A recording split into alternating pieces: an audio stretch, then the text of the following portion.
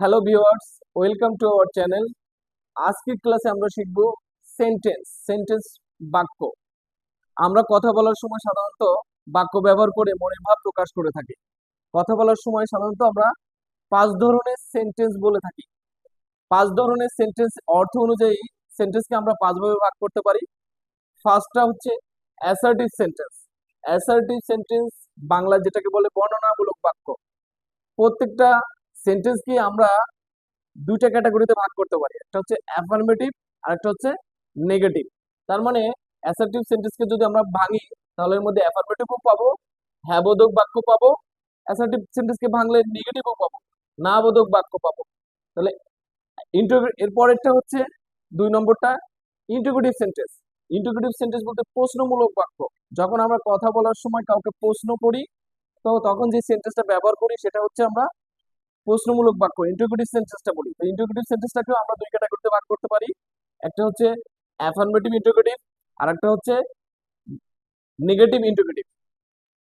এখন আমরা দেখব তিন নম্বর সেন্টেন্সটা। এখানে তিন নম্বর সেন্টেন্সটা আছে ইম্পারেটিভ সেন্টেন্স। যে সেন্টেন্সের দ্বারা আদেশ, উপদেশ, অনুরোধ প্রকাশ পায় সেই সেন্টেন্সটাকে আমরা ইম্পারেটিভ সেন্টেন্স বলি। অর্থাৎ কথা বলার সময় আমরা কাউকে ইম্পারেটিভ সেন্টেন্স করে আমাদের আদেশ, উপদেশ, অনুরোধ এটা প্রকাশ করতে পারি। এটা আবার আমরা অ্যাফার্মেটিভও করতে পারি, হ্যাঁ বোধকও করতে পারি, নেগেটিভ না বোধকও করতে পারি। তাহলে ইম্পারেটিভ, অ্যাফার্মেটিভ, ইম্পারেটিভ, নেগেটিভ এইভাবে আমরা কোনো সেন্টেন্স গুলো করতে পারি। তারপরে আছে কি অপটেটিভ সেন্টেন্স। অপটেটিভ সেন্টেন্স বলতে কি বোঝায়? যখন আমরা মনের ভাব প্রকাশ করার জন্য আমরা কোনো ইচ্ছা বা প্রার্থনা প্রকাশ পাই, কারোর সাথে কারোর জন্য আমরা ভালো মন্দ চাই, এই সেন্টেন্স গুলোকেই বলা হয় অপটেটিভ সেন্টেন্স।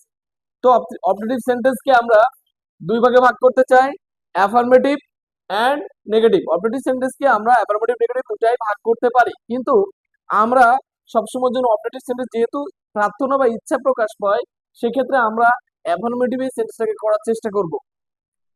এ পর্যায়ে আছে নাম্বার 5 এক্সক্লেমেটরি সেন্টেন্স। এক্সক্লেমেটরি সেন্টেন্সের কি প্রকাশ পায়? আমরা যখন কথা বলি তখন আমাদের কিছু আবেগ থাকে, দুঃখ থাকে, আনন্দ থাকে, বেদনা থাকে। এই আবেগগুলো যখন আমরা প্রকাশ পাই তখন যে সেন্টেন্সের মাধ্যমে আমরা প্রকাশ করি সেটাকে এক্সক্লেমেটরি সেন্টেন্স বলে, বাংলায় বিস্ময় সূচক বাক্য বলে।